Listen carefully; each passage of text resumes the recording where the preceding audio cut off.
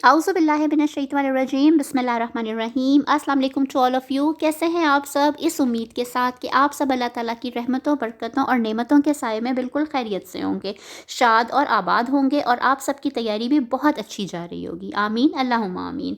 अब सबसे पहले तो एक गुड न्यूज़ है। गुड न्यूज़ क्या है जी? पीबीए के लिए जब आपका एग्ज़ाम्स एंड हो जाएगा उस डेट से पीबीए के लिए सेशन स्टार्ट हो रहा है। उसका नाम है फ्यूजन। पीबीए के लिए सेशन स्टार्ट हो रहा है और उसका नाम है फ्यूजन कोर्स, ठीक है, फॉर पीबीए। और इसमें आपको इनरोल होने के लिए ये मैं आपको व्हाट्सएप नंबर दे रही हूँ एकेडमी का 03322726, ठीक है, 882। इस नंबर पर आप जो है एकेडमी के हमसे रब्ता कर सकते हैं और आपको पूरा प्रोसेस बता दिया जाएगा और आपको सब कुछ इन्फॉर्म कर दिया जाएगा, ठीक है। और ये कोर्स आपका कब से शुरू होगा? जिस दिन आपका लास्ट पेपर है, जस्ट आपको इसमें 3 प्रैक्टिकल्स की तैयारी करवाई जाएगी, बायो की नहीं है, ठीक है। हर सब्जेक्ट के लिए अलग इनरोलमेंट का प्रोसेस होगा। कोई चाहे तो वो तीनों में इनरोलमेंट करवा सकता है, physics, chemistry and computer science, और कोई चाहे तो जस्ट फॉर 1 सब्जेक्ट की इनरोलमेंट भी ले सकता है, ठीक हो गया। और जो तीनों में इनरोल करवाएंगे उनके लिए स्पेशल डिस्काउंट होगा, ठीक है। चलें जी, अब हम आगे चलते हैं और आज का काम स्टार्ट करते हैं। आज हमने क्या करना है? हमने फिजिक्स के बहुत सारे प्रैक्टिकल्स कर लिए हैं। आज हमने करना है लास्ट प्रैक्टिकल पार्ट 2, यानी कि जिसमें से आपका 4 मार्क्स का सेक्शन बी में से पेपर बनना है। अब मज़ेदार बात यह है कि अगर तो आपको पेपर में ट्रुथ टेबल नहीं आता तो डेट्स फॉर श्योर कि आपको पार्ट बी यानी कि सेक्शन 2 में यहाँ से वो ट्रुथ टेबल का ही क्वेश्चन देगा जिसमें वो आपको चेक कर लेगा, ठीक है। ये बड़े मज़े की पॉलिसी है फेडरल बोर्ड की कि उसने यहाँ नहीं तो यहाँ, यहाँ नहीं तो यहाँ, हर तरफ से आपका कान नाक आंखें आपको ना पकड़ लेनी होती हैं, ठीक है। चलें जी, अब डायरेक्ट जाते हैं अपने प्रैक्टिकल की तरफ। वो है to verify the truth table of or and not, nor and nand gate, ठीक हो गया। ये हमारा प्रैक्टिकल है। इसके लिए मैं जो हूँ आपके टीचर जो हैं, आपके इंस्ट्रक्टर जो हैं कंप्यूटर के, उनको हैंड ओवर करती हूँ क्योंकि ये चीज़ें कंप्यूटर से मुताल्लिक है और वो इंस्ट्रक्टर आपको बहुत बहुत बहुत बेस्ट तरीके से गाइड कर सकते हैं, ठीक है। चलें जी, इट्स अप टू हिम। मेरी तरफ से अल्लाह हाफिज़, wish you best of luck. अस्सलाम वालेकुम स्टूडेंट्स। तो अब मैं आपको इस प्रैक्टिकल के मुतालिक इन्फॉर्मेशन देने लगा हूँ और इसको गाइड करने लगा हूँ। तो सबसे पहले हम देखते हैं कि प्रैक्टिकल का टॉपिक चैप्टर है 16 इंट्रोडक्टरी इलेक्ट्रॉनिक्स। तो यहाँ आप देख सकते हैं कि एक एल कम है लेकिन इससे कोई फ़र्क नहीं पड़ता। Introductory electronics, set up and study or and not, nor and nand gates. तो मैंने इसको सारा पढ़ लिया और मैं आपको उसकी समरी बता देता हूँ कि कंप्यूटर एक इलेक्ट्रॉनिक मशीन होती है जो कि बूलियन अलजेब्रा पर वर्क करती है और सिर्फ 2 ही स्टेट्स होती हैं कंप्यूटर में जो वर्क करती हैं। कभी हम उसको हाई कहते हैं, कभी ऑन कहते हैं, एक्चुअली वो 1 होती है बाइनरी, और जो लो और ऑफ कहलाती है वो होती है 0। तो लाइट इमिटिंग डायोड इसके अंदर बताया गया है। लाइट इमिटिंग डायोड एक ऐसा कंपोनेंट होता है और एक ऐसा बल्ब होता है, जब उसमें से करंट पास करे तो वो ग्लो करे। एलईडी के मैं आपको एक सिंपल एग्जांपल दे दूं तो आपके पास जो चार्जिंग टॉर्च होती हैं छोटी सी, और साइकिल की लाइट्स होती हैं, उसके अलावा कार्स की वाइट लाइट होती हैं, वो एलईडी लाइट इमिटिंग डायोड कहलाती हैं। खैर ये तो एक अलग चीज़ है, हम अपने टॉपिक की तरफ आते हैं। तो इस टॉपिक में आप ये देख सकते हैं कि हमें 2-3 चीज़ों को समझना है। एक है रजिस्टर, एक है एलईडी। तो आप ये देख सकते हैं कि एलईडी का सिंबल ये है। बल्ब का सिंबल मैं आपको बनाकर दिखा देता हूँ, जो कि कुछ ऐसे ड्रॉ होता है। यहाँ से हम कनेक्टिंग वायर्स करते हैं, वायर्स को कनेक्ट करते हैं, ठीक है। तो मैं इसको इरेज कर देता हूँ। वापस प्रैक्टिकल की तरफ आते हैं। ये निशान जो है वह रजिस्टर का है, ठीक है। अब इस लाइन का मतलब है कि ये वेरिएबल एलईडी है, यानी हम इसकी ब्राइटनेस को कंट्रोल कर सकते हैं। अब हम आगे बढ़ते हैं। हमें सबसे पहले ये समझना है कि एक एलईडी और एक बल्ब जो कि एक ही प्रिंसिपल पे वर्क करते हैं वो क्या होता है। तो बहुत से लोग ये समझते हैं कि मिसाल के तौर पर ये एक फिलामेंट है और ये एक बल्ब है। आप ड्राइंग को ना देखें, आप सिर्फ अंदर का हिस्सा देखें। तो ये हमने कनेक्ट किया पॉजिटिव और नेगेटिव से, या फिर ग्राउंड और न्यूट्रल से जो कि एसी करंट में होता है। तो बहुत से लोग ये समझते हैं कि हम जब 2 तारों को मिलाते हैं तो पॉजिटिव नेगेटिव मिलते हैं, उससे धमाका प्रोड्यूस होता है और चिंगारी निकलती है, लेकिन ऐसा नहीं होता हकीकत में। ऐसा इसलिए होता है कि बल्ब के अंदर एक बारीक सी तार होती है जो कि फिलामेंट कहलाती है, जब उसमें वो इसके इतनी कैपेबल नहीं होती कि वो इतना करंट अपने अंदर से पास कर सके। तो जब हम उसको चलाते हैं तो वो बर्न होने लगती है, जो कि थॉमस एडिसन ने ईजाद किया था। वो बर्न होने लगती है और हीट प्रोड्यूस करती है, इलेक्ट्रॉन्स इजेक्ट करती है। तो जब वो हीट प्रोड्यूस करती है तो उसकी वजह से इर्द गिर्द लाइट प्रोड्यूस होती है, जिसको हम बल्ब कहते हैं। और वो बर्न आउट इसलिए नहीं होती है कि उसमें आर्गन गैस फिल होती है, यानी ऑक्सीजन नहीं होती, जिससे कि वह चीज़ मेल्ट हो जाए। तो इस ही बल्ब को समझने की ही वजह से आप एंड और नॉट गेट को समझ सकते हैं। तो अब हम इसको यहीं पर छोड़ देते हैं और आगे बढ़ते हैं। सबसे पहले यहाँ पर एंड की जगह और गेट दिखाया गया है, इसलिए हम और गेट को स्टडी करते हैं। सैम्बल ये सिंपल सा है। एक और सैम्बल भी जो और गेट का होता है, थोड़ा सा चेंज, वो ये होता है। इसके अंदर इन्होंने सीधी लाइंस बनाई हैं, आप एक फ़िश की तरह लाइन भी बना सकते हैं, इसमें कोई आपको प्रॉब्लम नहीं आएगी। तो अब हम प्रैक्टिकल की तरफ आते हैं। इसका ट्रुथ टेबल खुद ब खुद बनता जाएगा, आपको सिर्फ इस सर्किट को स्टडी करना है फिज़िक्स के लॉ के तहत। आपने अपनी फिज़िक्स की बुक में पढ़ा होगा कि एक पैरेलल कॉम्बिनेशन होता है और एक सीरीज़ कॉम्बिनेशन होता है। तो अब हम अपने सर्किट की तरफ आते हैं। ये हमने एक एलईडी लगा दी, उसके साथ एक रजिस्टर लगाया। ठीक है, रजिस्टर को लगाने की वजह ये थी कि हम करंट को कंट्रोल कर सकें, क्योंकि हमें पता है कि V is proportional to I and V is equal to IR। तो जितनी ज़्यादा रेजिस्टेंस होगी उतना वोल्टेज और करंट पर इम्पैक्ट पड़ेगा, ये आपको पता होनी चाहिए बात।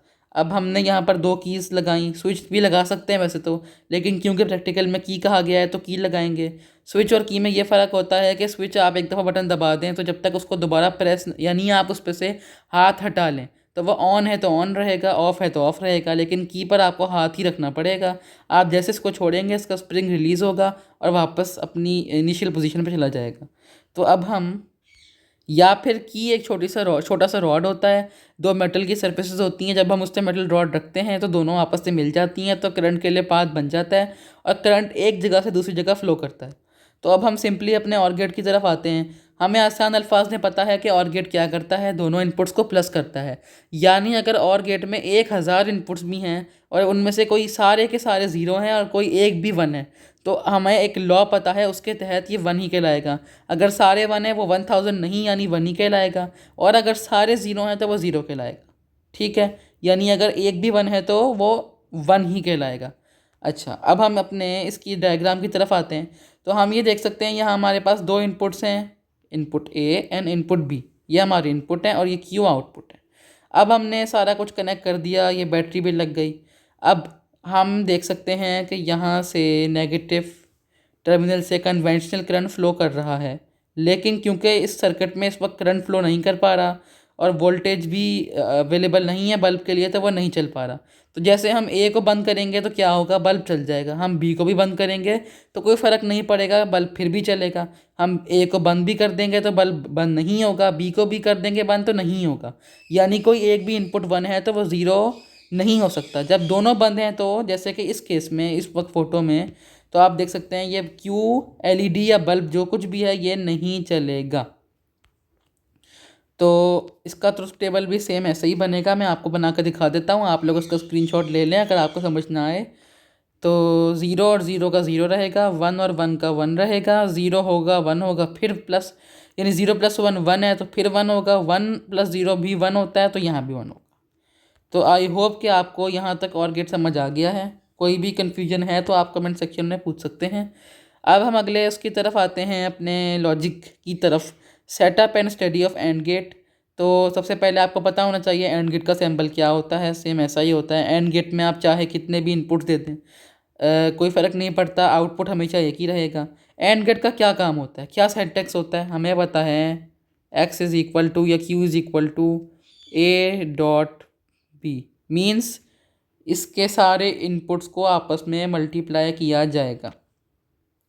अब हम इसके डायग्राम को देख लेते हैं। ये एक सीरीज सर्किट है, which means that there is no parallel combination.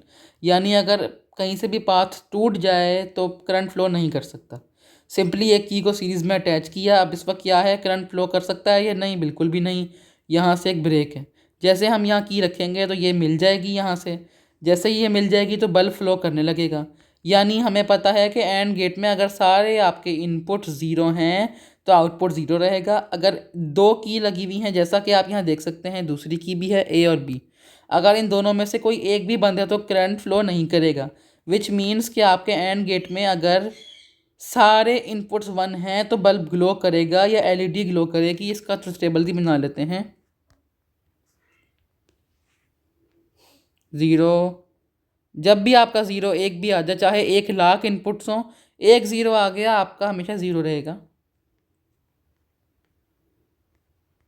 आप देख सकते हैं यहाँ 1 और 1 मल्टीप्लाई बाय 1 इज़ 1, तो इसका आप लोग स्क्रीनशॉट ले सकते हैं।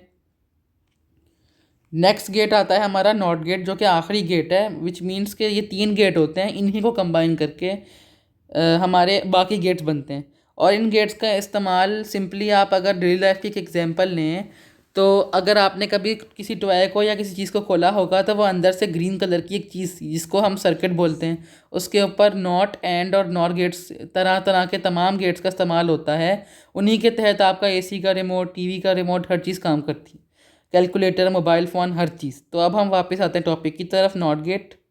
नॉट गेट में हमारा एक ही इनपुट होता है। उसकी वजह यह है कि it is known as an inverter, यानी ये हर इनपुट को इन्वर्ट कर देता है। एक इनपुट है, एक आउटपुट है। सिंपल है, इसका आपको तो पता है, 0 होगा तो 1 होगा, 1 होगा तो 0 होगा, इसलिए कोई कन्फ्यूजन नहीं है। और अगर किसी चीज़ पर यह आ जाए तो इसका जनरल सेंटेक्स जो इसका होता है वह होता है x is equal to A bar, which is read as x is equal to A not.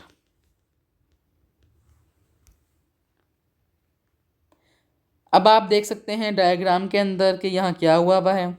Diagram में सिंपली एक सर्किट है जिसमें कम्प्लीटली करंट फ्लो कर रहा है।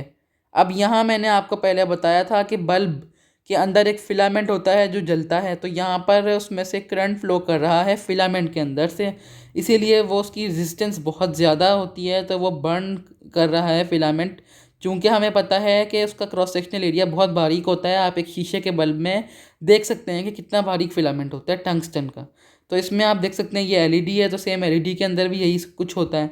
तो अगर हम इस ए को यानी इस की को बंद कर देंगे, यानी इनपुट क्या हो गया 1, तो अब क्या होगा कि करंट यहाँ से जा रहा था, इसमें यहाँ से भी आ रहा था, जब यहाँ से यहाँ जाएगा तो ये जो पूरा हिस्सा है ये भी बल्ब की तरह एक्ट करने लगेगा। अब उससे क्या होगा कि ये पहले, इसी वजह से यहाँ पर हीट रिलीज़ होगी बहुत हाई अमाउंट में, और मुमकिन है कि अगर ये 6 वोल्ट की जगह 12 वोल्ट की बैटरी हो तो बहुत हैवी स्पार्क प्रोड्यूस हो सकता है। उससे क्या होगा, बल्ब को करंट मिलेगा ही नहीं, क्योंकि ये सीरीज़ कॉम्बिनेशन है और करंट पूरे सर्किट में बराबर होता है। तो पहले ही सारा करंट ख़त्म हो गया। यही वजह है कि इसमें आगे क्यू पर कोई इफ़ेक्ट नहीं आएगा, इसलिए क्यू पे कोई करंट नहीं आएगा, क्यू नहीं जलेगा। जबकि अगर ये 0 होगा इनपुट आपका, वेट ये पीछे ला गया, 0 होगा यानी यहाँ कुछ भी नहीं है, ये स्विच बंद नहीं है, तो सिंपली करंट ऐसे और ऐसे ऐसे फ्लो कर सकता है और आपका बल्ब चलेगा। इसका ट्रुथ टेबल बना लेते हैं। 1 है तो 0, 0 है तो 1, नो प्रॉब्लम। अब आपके 2 गेट रह गए हैं। अब नॉर गेट है। नॉर का मतलब simply N for not, O for or. A nor gate is a combination of or and not gate, which means के आपके नॉर गेट में पहले और गेट अप्लाई होगा फिर नॉट गेट। अच्छा, अब सबसे पहले आप इसको कुछ यूँ बनाया जाता है।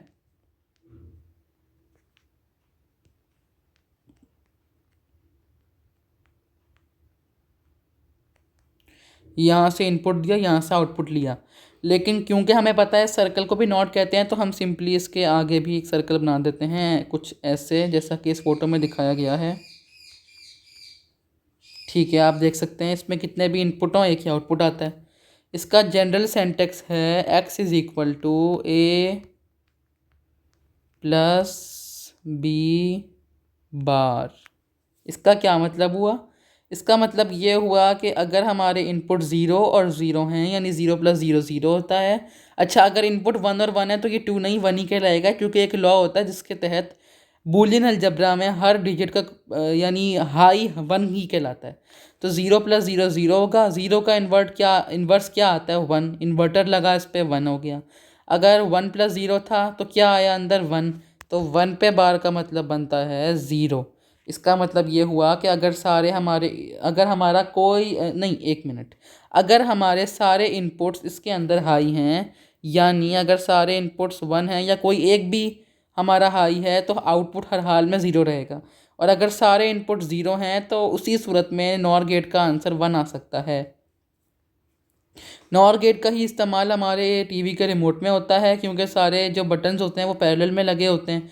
तो अगर आप किसी एक भी बटन को प्रेस करेंगे तो उससे सिग्नल आगे ट्रांसफ़र होगा। जैसा कि इस एलईडी में है, तो इसकी जगह एक इंफ्रारेड सेंसर लगा होता है, जो कि आप रिमोट में देख भी सकते हैं। यहाँ से करंट ड्रॉ हुआ, यहाँ तक पहुँचा, यहाँ से ड्रॉ हुआ, यहाँ तक पहुँचा। अब हम पहला केस कंसिडर कर लेते हैं कि ये दोनों ही बंद हैं, which means cross in cross 0 0।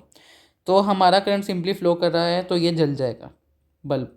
लेकिन अगर हम दूसरा केस लेते हैं, इनमें से कोई एक भी खुला हुआ है या दोनों खुले हुए हैं, कोई फ़र्क नहीं पड़ता, बात एक ही है। यहाँ ये खुला हुआ है, तो मैंने आपको अब इससे पहले बताया था कि बल्ब की जो रेजिस्टेंस है वो हाई होती है, तो ये वायर यहाँ से बर्न आउट होना शुरू हो जाएगी, हीट प्रोड्यूस करेगी।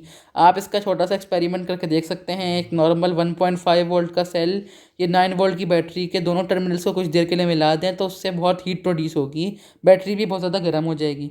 तो इससे क्या होगा, यहाँ पर तार जो है वो गर्म हो जाएगी, बल्ब तक करंट नहीं पहुँचेगा। इसको जला इस खाली अगर हम इरेज़र का यूज़ कर लेते हैं, अगर बी का बटन भी बंद है तो बी हीट होगा, और अगर दोनों हैं तो कोई फ़र्क नहीं पड़ता, ए ही हीट होगी, थोड़ा बहुत बी भी हीट होगी, लेकिन बल्ब फिर भी ग्लो नहीं करेगा। सिर्फ उसी केस में बल्ब ग्लो कर सकता है आपका जब दोनों ऑफ हों, यानी all the inputs are 0। Truth table बना लेते हैं इसका हम। तो अब हमें यहाँ पर इसका सिंटेक्स लिखना पड़ेगा ताकि हमारे लिए आसानी हो जाए। ए प्लस बी नॉट, इसकी फिलिंग करेंगे। अगर दोनों इनपुट 1 है तो क्या होगा, जो अंदर है वो 1 हो जाएगा, यानी 0। अगर एक 0 है एक 1 है, तो अंदर क्या हो जाएगा, 1 1 का इन्वर्ट आता है 0। सेम 1 और 0 क्या हो जाएगा, 1 1 का इन्वर्ट आता है फिर से 0। 0 और 0 यानी 0 0 का इन्वर्स आता है 1। तो हमारा सेकंड लास्ट गेट भी हो गया। अब हम आते हैं अपने लास्ट गेट की तरफ, जो कि है NAND gate. A NAND gate is a combination of and not gate.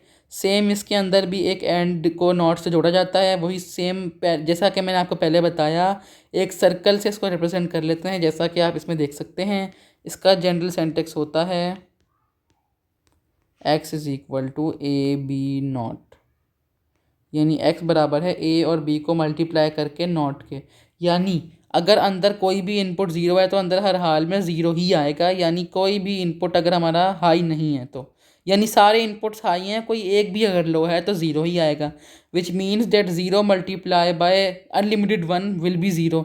तो 0 का इन्वर्ट हर हाल में 1 आएगा, यानी इसका नैंड गेट का आंसर हमेशा उस सूरत में 1 आएगा जब हमारा कोई भी इनपुट 0 है। और अगर हमारे सारे इनपुट 1 हैं तो 1 का इन्वर्स आएगा 0। इसको बनाने के लिए आपने फिर वही काम किया जैसा कि पहले किया है, एक सर्किट डिज़ाइन कर लिया सेम।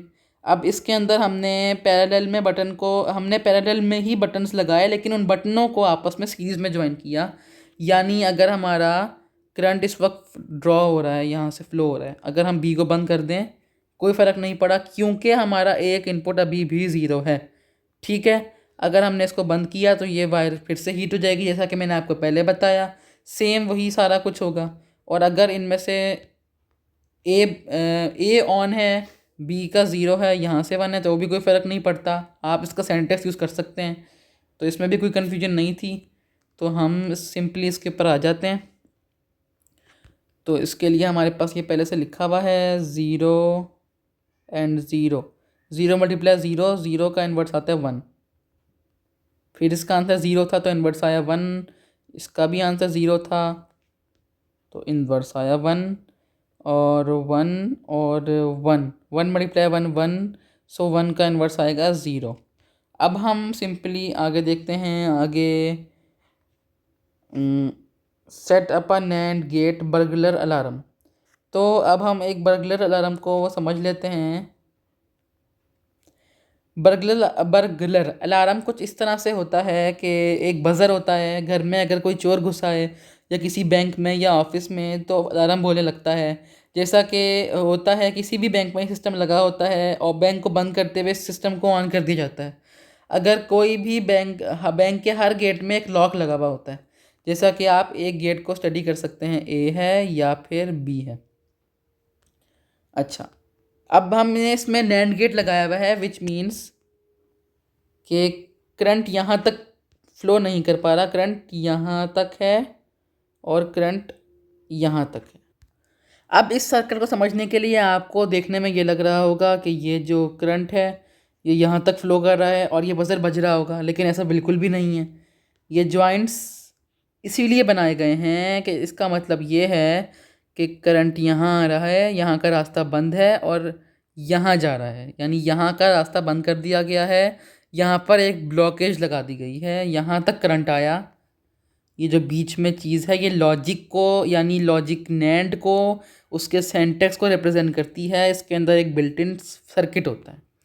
अब हम यहाँ आते हैं, हम यहाँ भी देख सकते हैं सेम कि बज़र तक करंट नहीं पहुँच सकता, बल्कि ये जो है वेट अ मोमेंट, यहाँ तक आते हैं, यहाँ तक करंट आ रहा है और यहाँ तक जा रहा है, यानी इतने एरिया में हाई रेजिस्टेंस की वजह से बज़र नहीं बचेगा।